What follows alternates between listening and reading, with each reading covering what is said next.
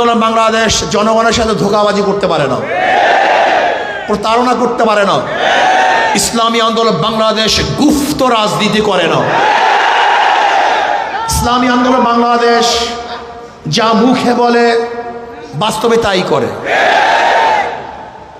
আমরা সরওয়ার্দী উদ্যানে বক্তৃতা করেছিলাম, যদি মুনাফিকি না করেন তাহলে আগামীতে ইসলাম ক্ষমতায় যাবে।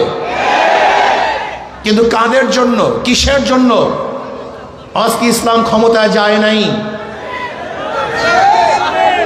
হয়তোবা ভেবেছেন যে আমরা গুপ্তভাবে এড়িয়ে যাব, পালিয়ে যাব। না, বর্তমানে গুপ্ত থাকার কোনো সে নেই, সম্ভাবনা নেই, সব কিছু স্পষ্ট হয়ে যাবে।